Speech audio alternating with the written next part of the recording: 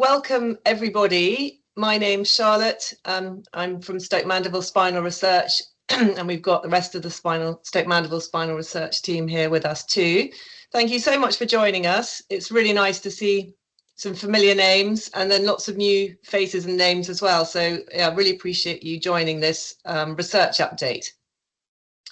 So for those of you that don't know, Stoke Mandeville Spinal Research was founded about 10 years ago. We're an independent charity, and we're based here at the National Spinal Injury Centre, which is fantastic. And we were founded by clinicians, actually, who recognised there was a real need for research into the quality of life aspects of spinal cord injury. So whilst there was a lot of money and fantastic research looking for a cure for paralysis, they were very much led by patients and people with lived experience who felt there was need for much more research into those complications of spinal cord injury. And that's what we do. And actually, since 2014, we funded over £1 million worth of research looking into various different conditions. And I think the best thing for me to do is to hand over to Derek Cutler, our research grants manager, who's going to tell you about our newly expanded grants program. And then we'll go into some detail about a couple of our research projects. And then after that, there'll be plenty of time for questions at the end. So I hope that sounds okay. And I will hand over to Derek. Thank you, Charlotte. Can everyone hear me okay? Just give me a quick thumbs up if you can hear me. Yeah, or nod. That's good. Thank you. I've got a few sort of exciting bits of news that we thought everyone would be interested to hear. So the first relates to our grants program. Now you might know that until very recently we'd focused very specifically on 4 areas of research, and they were, we chose those because we know that they're things that are very important to people with spinal cord injuries, but we've decided that we can broaden our remit a little, and we still want to keep our focus on things that are really important to people with spinal cord injury and things that can improve quality of life. But we've decided to go a little bit wider, and we're now sort of including sort of any project potentially that might help improve quality of life, and that includes things like bladder management, bowel management, pressure ulcers, and importantly as well, psychological mental health. If you have an SCI, or if you work with people who have an SCI, you will know, I'm sure, that these are the things that really matter to people, and those are the things that we're going to stay focused on. But just doing hopefully more projects and in more areas than we were previously. So we've just launched a grant call earlier this month, looking for new projects with this wider remit. So we hope to be able to announce those probably over the summer. So please do stay tuned for those. One piece of research that came out of an earlier grant round that we ran has now published its first findings. This is a project that's led by St George's, University of London, and it's looking to help Derek, can you move the slide on? Oh, I thought I had. Oh, are you not seeing the neuropathic pain slide? Okay, good. Yeah, this is to help neuropathic pain. To help relieve neuropathic pain. You might know it's a very common problem, unfortunately, for people with SCI.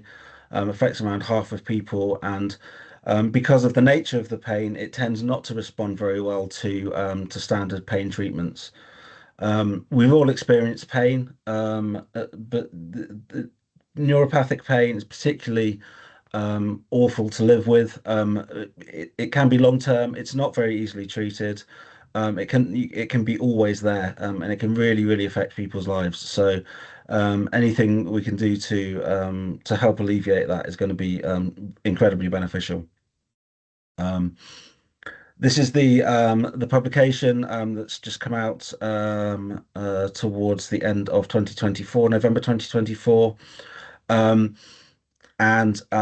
It's so I'll tell you a little bit, give you a little bit of background about the project before I sort of tell you what they found out. So this is a surgical team at St George's who have been looking at the effectiveness of surgically implanted spinal stimulators in order to alleviate pain. Now, this is a device that is surgically implanted. It sits close to the spinal cord and it emits a very low level current that can interfere with pain signals and relieve pain that way.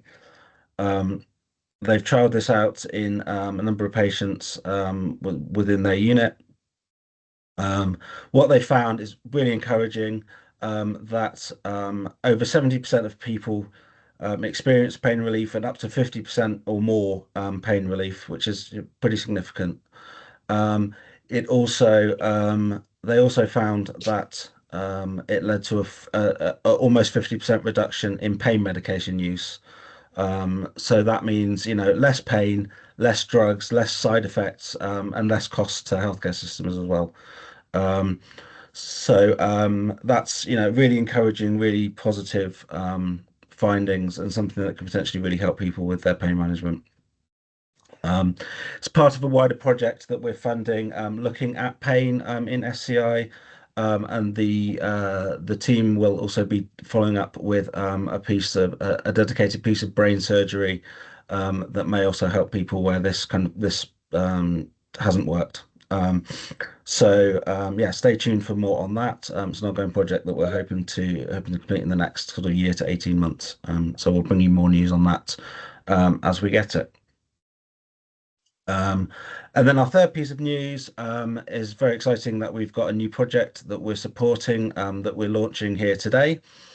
This is a project that came out of our last grant round last year.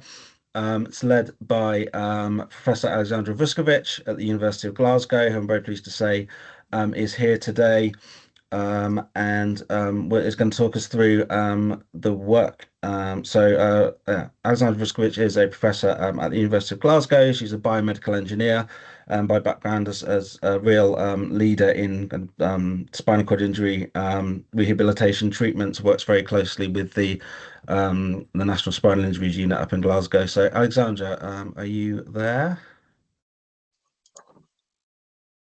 Yes. Okay, great. I'm going to hand over to you then to tell us all about your exciting projects to improve upper limb function. Thank you, Derek, and thank to Stoke Mandeville Spinal Research for funding this project. As Derek said, I'm professor in neurotechnologies, but I'm also co-director of Scottish Centre for Innovation in Spinal Cord Injury. Derek, next slide, please. Next slide. Oh, I think it's coming. It's just okay. Might be a bit slow. Are you seeing it now? I think there's a bit of delay with your slides. That is, sorry. Derek. Are you seeing it now? No. Yes. So who we are? Scottish Centre for Innovation in Spinal Cord Injury, or SCI. It's an umbrella group that supports translational research in clinical settings. Basically, this is collaboration between the University of West Scotland and NHS. It is hosted within the Queen Elizabeth Spinal Injuries Unit, and the research space is provided by University of Glasgow. So these are two main partners. And the Queen Elizabeth Spinal Injuries Unit is one of 11 spinal units, but what is specific for this unit is that it provides comprehensive clinical care from acute stage through lifelong follow-up. So we have like 50% of patients coming within 48 hours post-injury. And this is uniquely, unique setup that we can follow patients from very early stage through rehabilitation process under the same roof, and of course have very close collaboration with Spinal Injuries Unit Scotland. And this setup enabled us to do this proposed research. So can I have next slide, please?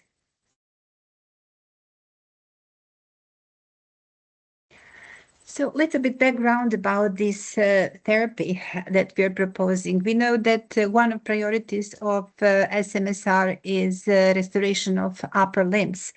And we propose to use transcutaneous spinal cord stimulation. So we just mentioned this spinal cord stimulation for pain treatment implanted, but difference is this goes over the skin. And in this picture, you see electrodes that are placed over a cervical spine, basically over neck. And this is on the level that people feel it, but it's not causing movement per se. What is important that while stimulation is on, we ask patients to do their normal structure rehabilitation. So this is not something that would require additional time. This stimulation goes while they're anyhow doing rehabilitation. And what we notice that people can do some things which they normally won't be able to do if stimulation is on. And after prolonged therapy of several weeks or several months, then they would be able to do this even without stimulation.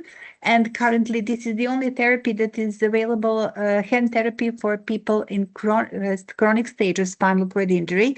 So we had studies at Queen Elizabeth unit on both chronic complete and incomplete patients. This is what you see. This picture is from multi-center trial that Queen Elizabeth was part in, which showed that 72% of participants with incomplete chronic tetraplegia have some functional improvement.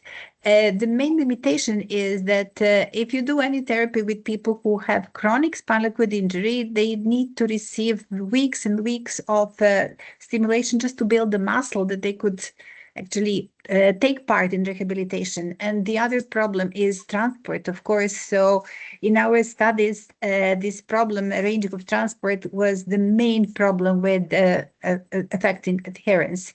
So we decided now, could you please press the button again? To try to test whether we can implement this stimulation while people are still in the hospital, assuming that we would expect certainly much higher effect. But what is important, what we want to test here is feasibility. Can we seamlessly incorporate this stimulation program into current rehabilitation program so that we don't add any additional burden neither to patients nor therapists, hoping that this will reduce hospitalization time. Next, please. So briefly about study design, this is randomized feasibility study with 20 people with tetraplegia, subacute tetraplegia. 10 will receive active and 10 sham intervention. Intervention will be delivered over 20 sessions, 5 days a week, over 4 weeks for 1 hour. And we will assess functional neurological outcomes at the beginning, 4 weeks and 8 weeks later. And we will follow through the whole study, all feasibility, outcome measures, parameters, functional as well. What is interesting that we did not decide to go for Asia level of incompleteness of injury as exclusion and inclusion criteria, but we focus solely on upper limbs. So we are having these 2 outcome measures that you can see here, and their scores, which would correspond basically to people with lower motor function, but still with some preserved motor function, because in previous study with complete patients, we realized that it's necessary that people have some minimum motor function preserved. And because this is subacute study, one could ask, okay, how do we know that anything that we observe will be due to this additional therapy, not to natural recovery or existing therapy? So we will use data that we have from patients, about 230 patients from the hospital with the similar level of injury and their results to establish baseline, and everything that is show recovery above that baseline, we believe we could potentially describe that to this electrical stimulation therapy. Next, please. So primary outcome is really to see feasibility of intervention within clinical settings, so adherence, interference with daily routine, adverse effects, satisfaction, and similar. And also we would like to see functional and neurological outcome. That's the reason that we have randomized the study. Next, please.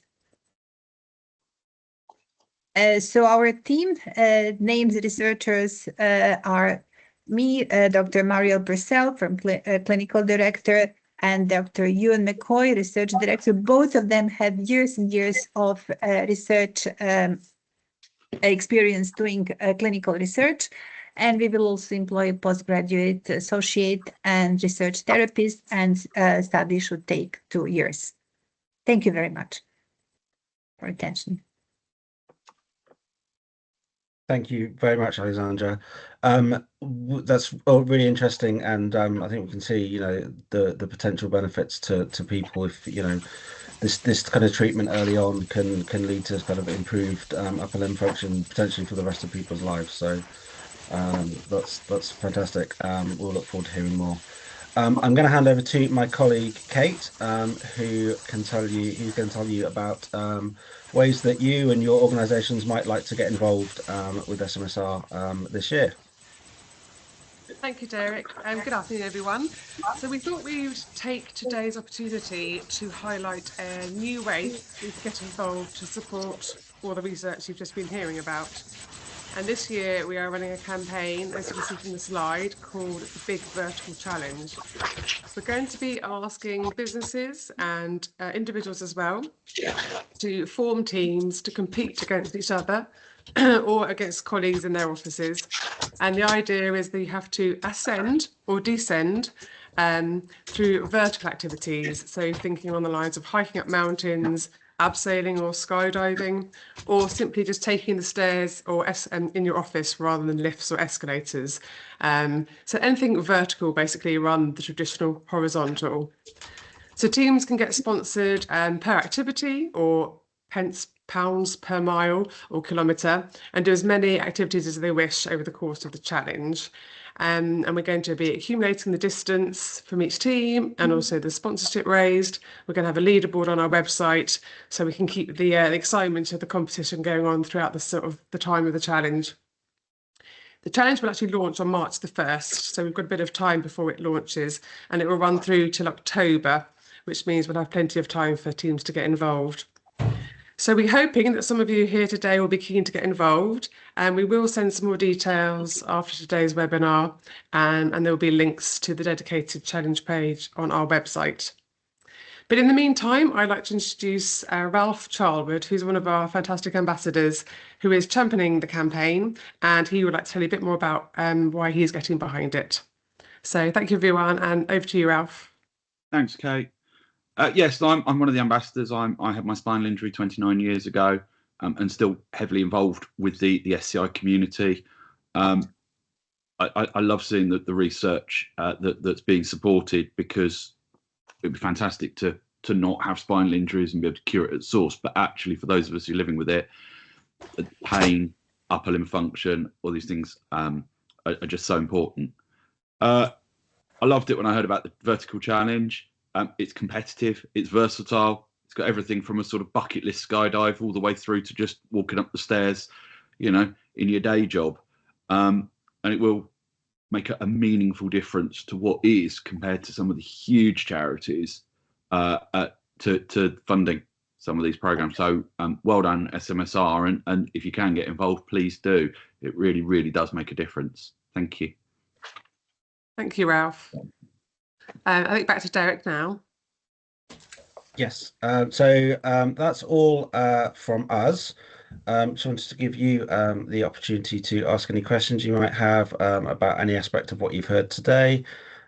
We are here, we're very happy, or any aspect of the charity or what we do, so please do get in touch. I can see there's already been a question in the chat that I think's been answered, but if there's any follow-ups to that or anything else you'd like to mention, please, if you can raise your virtual hand or your physical hand, either way I think is fine.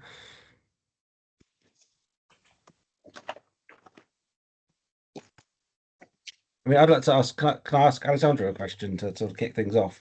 I mean, my question is, you know, that's all really good. If you find out that this stimulation is, you know, beneficial and it's practical to implement it within people's rehab, what next? You know, what's your next step after that? The next step would be to collaborate with other spinal units to have a larger trial multi-center randomized, proper randomized control trial that we can establish functional relevance, because right now the primary thing is to see, okay, could be incorporated in sort of daily life in spinal unit. And if it's feasible, not too much burden, then we would go for the next step. That would be, and then we would also look for fundings from different sources, because that would be much more substantial funding. Yeah. So scaling it up and then using a trial that can really be used to inform clinical practice. Yes, really intention is to get enough data that to convince maybe NHS to provide this stimulator for free as a part of rehabilitation. So to get some real life evidences for that.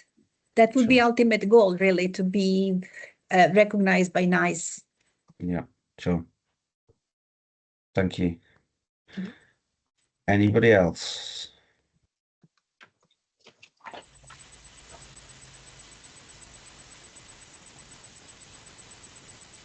Okay. Well, I think we will wrap it up then.